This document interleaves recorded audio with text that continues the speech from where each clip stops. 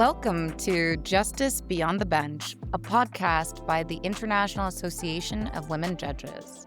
I'm Jane Charles Voltaire. And I'm Amy Lewis.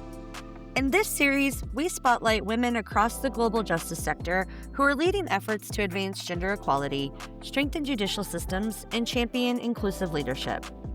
From courtrooms to communities, we'll hear powerful stories and unpack the strategies shaping women's leadership in law and the judiciary. It's time to go beyond the bench. Today, we welcome Memory Kachambwa, Executive Director of the African Women's Development and Communications Network, also known as FEMNET. Memory is a dynamic Pan-African feminist leader recognized among Apolitical's top 100 women in gender policy. With over 18 years of experience advancing gender equality, climate and economic justice, and women's empowerment, she has led regional and global feminist advocacy through platforms such as She Decides, NGO CSW Africa, and the Generation Equality Forum. An intersectional feminist, thought leader, and strategist, Memory is passionate about dismantling systems of oppression and driving transformative feminist policies rooted in social justice and gender equality. She holds a Master of Philosophy in Management, Integrated Water Resources, focusing on women in leadership. FEMNET is a Pan-African feminist membership-based network headquartered in Nairobi, Kenya, with over 800 members across 49 countries.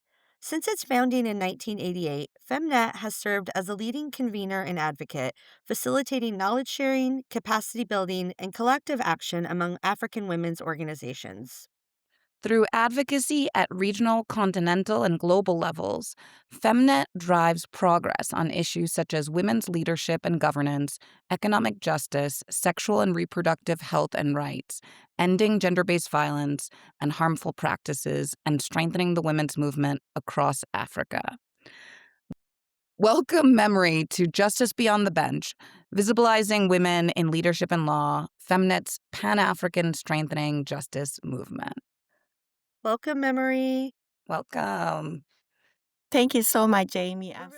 We're so excited to have you, and we're excited to talk about FEMNET and the Strengthening Justice Movement today. And perhaps we can just go ahead and dive right in and start talking about how does the Strengthening Justice Movement, Visibilizing Women in Leadership and Law initiative build on FEMNET's legacy of advocacy and movement building?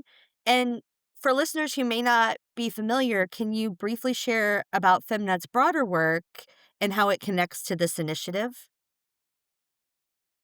So, FEMNET is a Pan-African feminist and membership-based network. We are based in Nairobi, but we have over 800 members across 49 African countries. So we work at both the global level, the regional Africa level, but also right to the national and community level.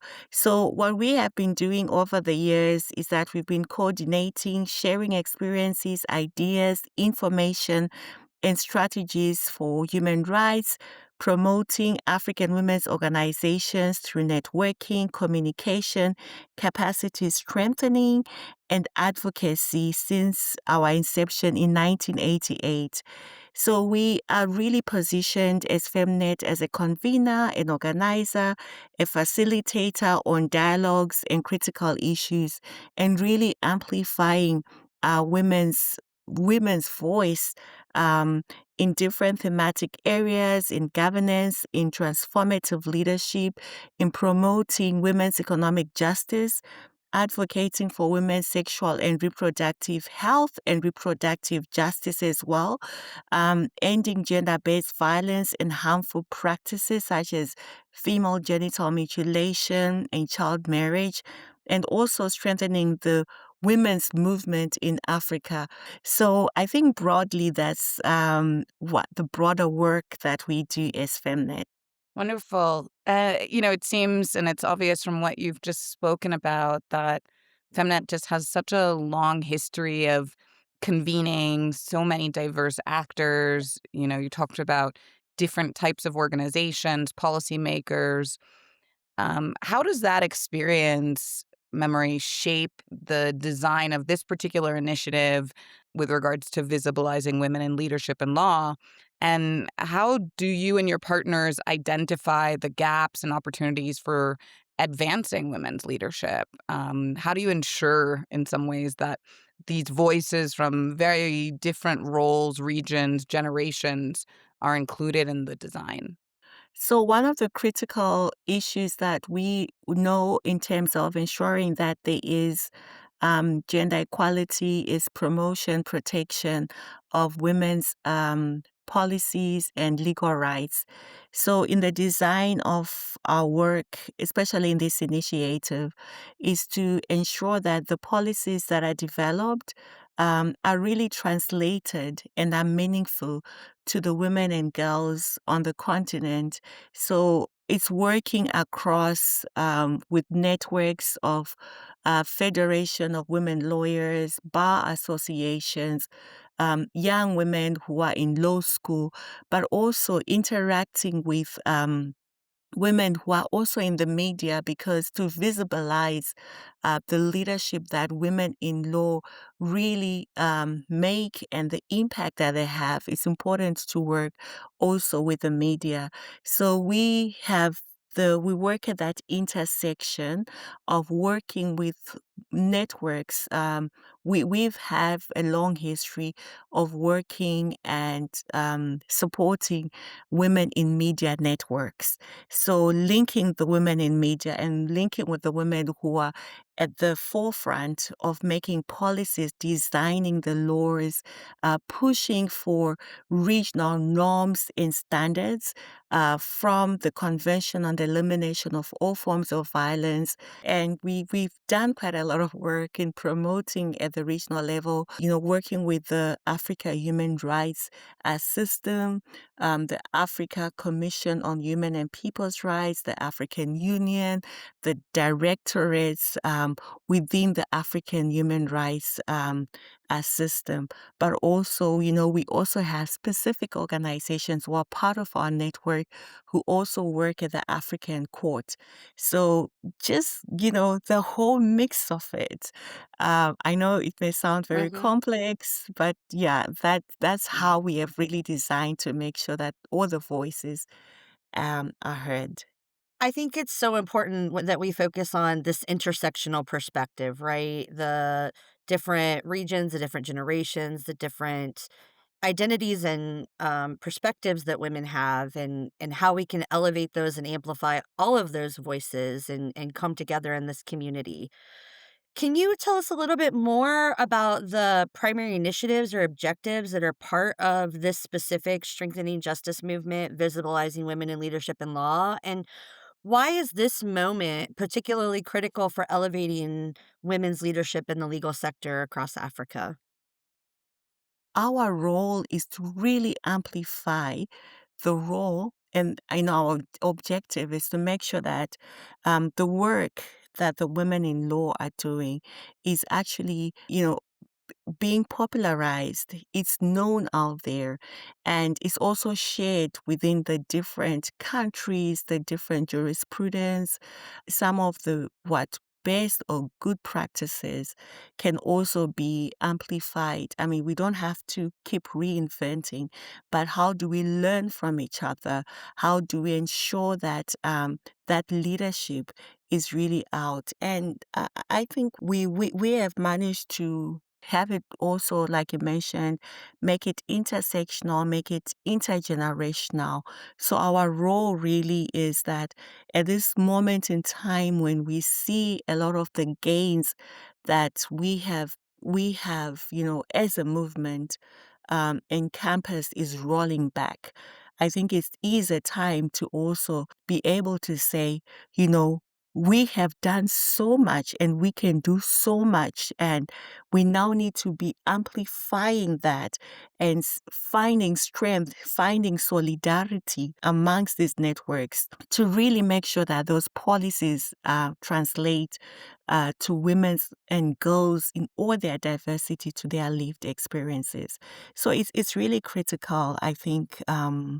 in this moment where we're seeing a lot of pushback on some of the instruments. For example, we know that in the last year we had a case in the Gambia where a private bill was being put in terms of reversing the gains of which had been made around criminalizing FGM. So it's things like that that we really need to safeguard and say where there's been progress, we cannot allow it to go back. So how do we ensure that that leadership, that story is told, that we are also making sure it doesn't happen in the Gambia, it doesn't happen in Sierra Leone, it doesn't happen in all these countries that we know they might have very high incidences of FGM. Memory, can you maybe share with us some of those gains or best practices that maybe you've seen? I know we talk a lot about women in particular, like needing to hold the line. As you say, we don't want those gains or that progress to reverse, right? And can maybe you talk a little bit more about what you've seen as some of those wins and where we really need to hold the line? I think we have seen, if we look across the continent, we have the Maputo Protocol, which is one of the world's most progressive instruments on women's rights. So I would say Maputo Protocol in itself it doesn't really have, or we can't say it's well encompassing in some respects, looking that it's been more than 20 years. I think they say it will be 22 years if I'm not mistaken. So we have Maputo Protocol for us, which we really call the Bill of African Women's Rights. It's an instrument which was developed and grown on the African continent. So for us, it's very progressive. It's got very progressive articles. So we hold on to it as one of the gains that we have had. But like I said, we still don't have a lot of countries reporting on Maputo Protocol or making sure that some of the we still have some countries who have reservations on some critical articles. So the work that has been going on has been really to say how do we remove some of those reservations? How do we get universal ratification? We have a few countries which have not yet ratified, but beyond that, for those countries that have already ratified and signed Maputo Protocol, we want to make sure that there's domestication, there's reporting, there's accountability. So those are some of the gains. I think we have seen very progressive laws.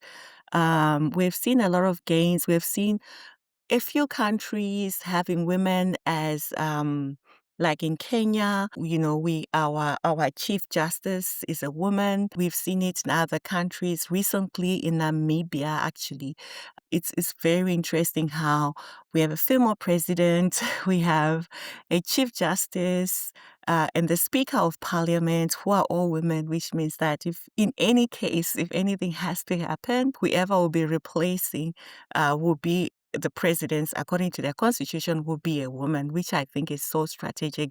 So we have seen a few gains where we have seen more women ascending to positions as women judges, being promoted into that. But it's still not to the extent to which we want. But those are just some of the gains that we have seen. Very transformative women leaders in the law fraternity who have really come up, challenged systems, challenged some of the judgments that we have seen, progress some very progressive bills. Even women as parliamentarians, we have also seen them also getting those positions and really moving motions that have guaranteed protection of some of the women's human rights, if I'm to use that phrase. Yes.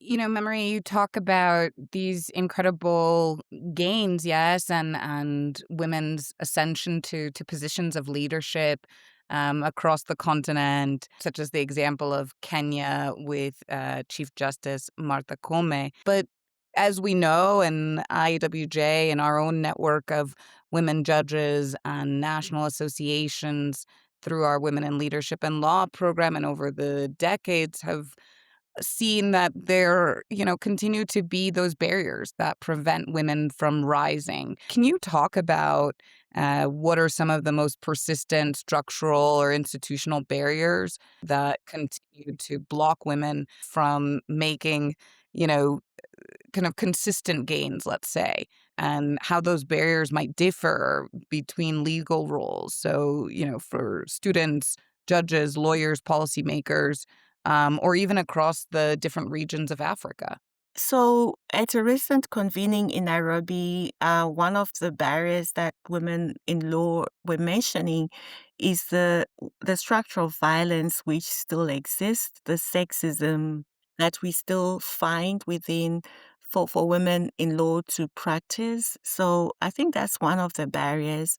We still have a lot in terms of the system itself. If you look at the legal system across most African countries, most of it is really steeped in a very colonial framework. So we still find there's still quite a lot of practices. There's still quite a lot that we have.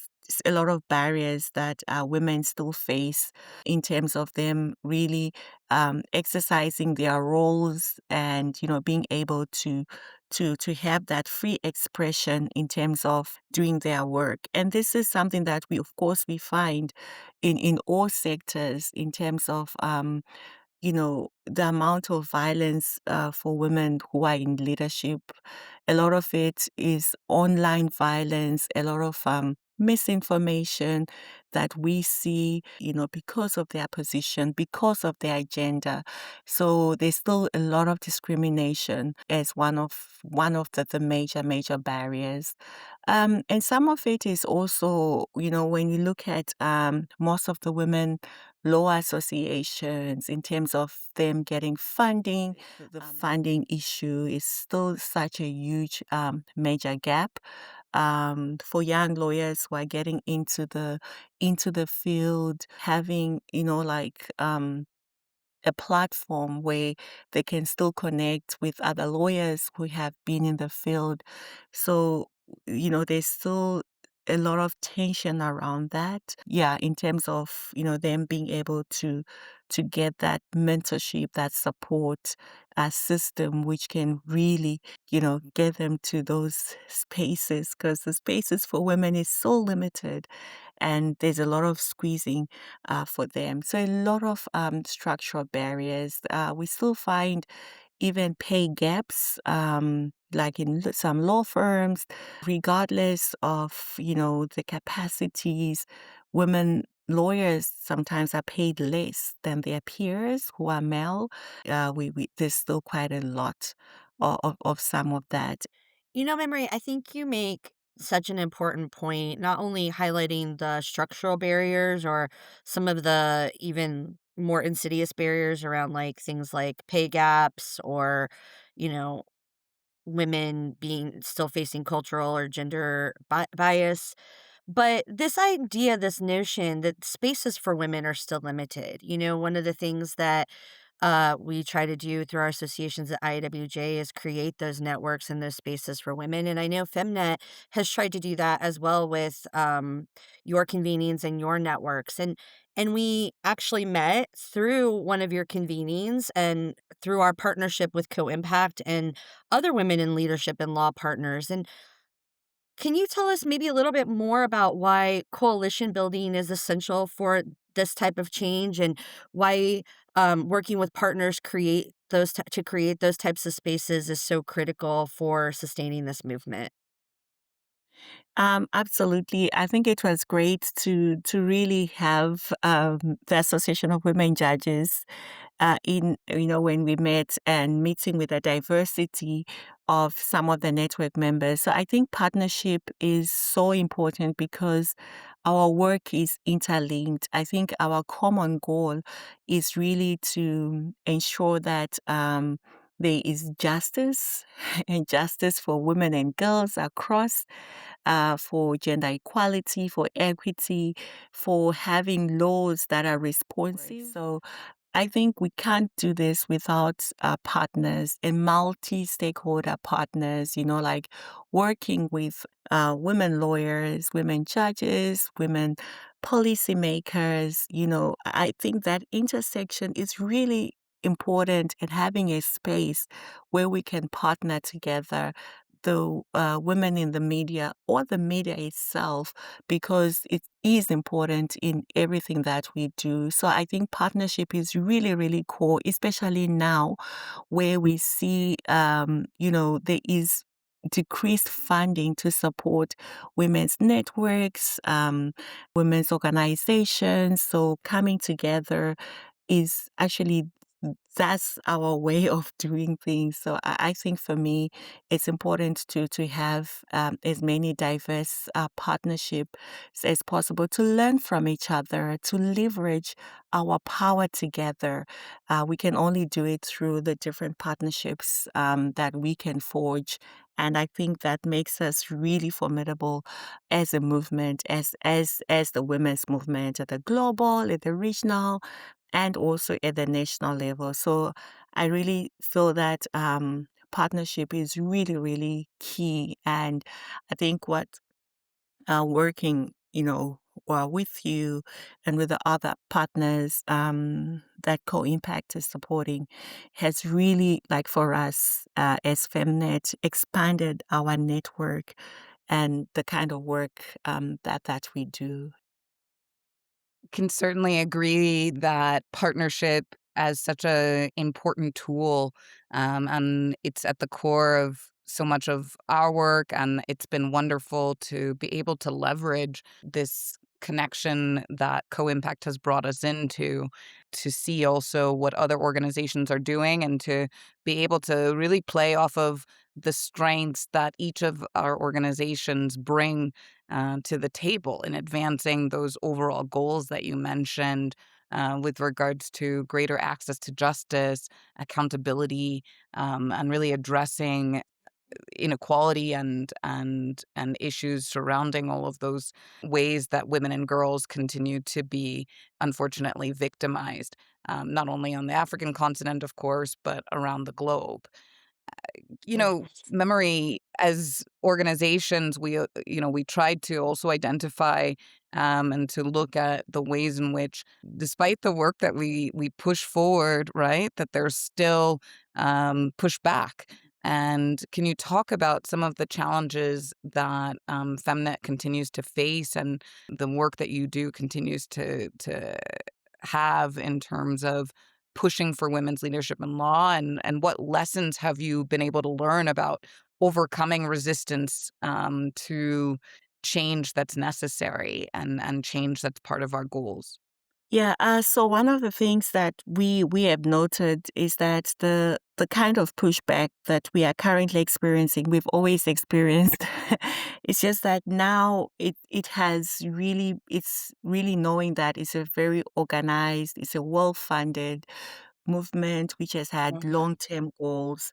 And I think what it has done is that it has defunded the kind of work, that women in law and leadership have been doing, just providing legal services for survivors of violence. Some of that work that women in law have been doing, providing and supporting civic education. So all that is really been one of the things that we have seen, even this whole notion around gender equality ideology has really come in and sneaked in and really shook the movement. Over time, it has also fragmented organizations. There's more competition for resources. There's more competition to be visible, and really started pitting organizations against each other. So I really feel, and I think this also links to the point we're talking about, when you mentioned the need for partnerships now more than ever. So, in shifting a little bit and kind of talking about the role of visibility and media, can you talk a little bit more about why it's so critical for women in law to not just lead, but also been to be seen leading?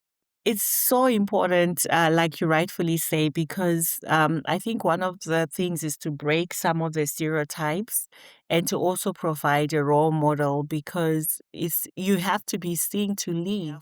So it's so important for women to be really seen, for women in law to be really seen, to be pushing and really influencing some of that. And it's also important because it's also being accountable to the movement, if I can say, as an accountability to say, I'm a woman, I'm in this position, I am leading, and I have a responsibility, I have a duty of care to make sure that we are putting policies that will eliminate the discrimination that we have seen over time. And so it's important for women to be leading in that because, yeah, these are the things that also impact on women. These are the things that impact on girls. These are the lived realities. So when we have women who are out there, who are really showing that it is possible to break some of these barriers, it is very important. And also for perspectives, I think the leadership that women bring into a system, into systems that are very much structured on hegemonic power, the structure of the systems that we see which don't really work, they don't really care. So when we have women in law who are standing up to that system and shifting and transforming the system, it's very, very important. And especially for them to be actually seen because that changes the course. A young girl, for example, who sees a woman in law standing for the rights of girls to have education. I mean, these are things we took for granted, that there were people who had to fight for it to become normal for girls to acquire education, for equal pay for women, for equal pay for men. It had to be pushed by women because most of them we're the ones we're feeling the pain, we're feeling the discrimination. So when they come out, they are seen. It makes such a huge, huge difference because it actually shows that this is working. So shifting narratives. I mean, we're in a space where there's a lot of misinformation, disinformation. So when women in law are visible to amplify why we need to be having these laws and policies in place. It is so, so, so significant and so important. And also just to inspire that, when women are in leadership and they are putting in place jurisprudence, it's for the good of societies. And for me, that's a huge, huge, huge impact that I think women should be seen. You know, you're making so many great points here with regards to how important it is to have role models, right? That can inspire new generations to really understand not only the struggles, right, and the barriers that predecessors have had to kind of face to get where we are today, but I think still the ongoing fights that need to happen, right? And learning from that. And I think you make another really important point with regards to, and I would love you to kind of elaborate on that with regards to misinformation, right?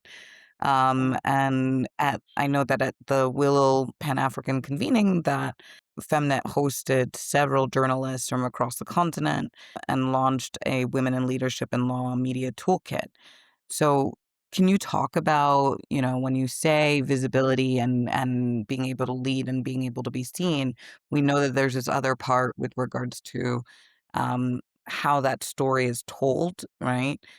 Particularly by the different kinds of media that exist. How do you think this toolkit is going to help shift the way perhaps that media covers law and gender issues? And what role can media ultimately play in shifting public narratives as well? Yeah, so the toolkit that we launched, it was really to sort of like guide the reporting on how women who are in law, women who are leading, are actually seen and perceived, because we see that most of the coverage of women in the media, most media houses are waiting for just covering women on things that are not substantive. So it's to actually say, when women who are in law, they could be the judges, they could be the different law institutions. It's so important to actually work together with the different journalists, as well as I think now we even the online, all the different types of media. And it's always one thing to make an assumption that this is media worthy and this is not media worthy. I think one of the things we cover is that what are the journalists looking for, and what do they like. One of the cases, I'm forgetting who, during the Pan-African convening, one of the judges was saying that once they make a ruling, it's usually published, but that ruling sometimes is not accessible to the media. So it was a real example of why we need to have the media as well as the women in law working together, because some of the judgments, or some of what comes out, is so important for communities to be able to take on. It's so important for people to know also that, listen, sometimes this is happening to me. I can actually go to court and I can actually be assisted, because some of what is covered around women is not substantive issues.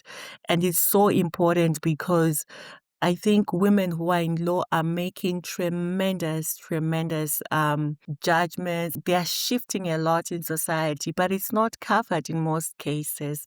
So I think, like, I totally agree that it's important to shift the narratives and to really work together.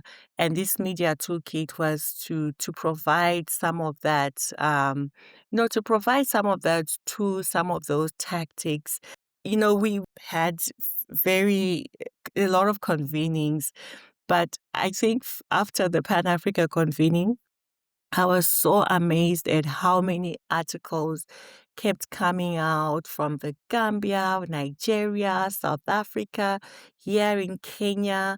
I mean, we had coverage close to a whole month of articles, and that was because it was such a discovery also for the media, in terms of being able to have access to some of the women who are leading in law, because sometimes they have no access to a high court judge. They have no access to just understanding the kind of work, the transformative work that they are doing.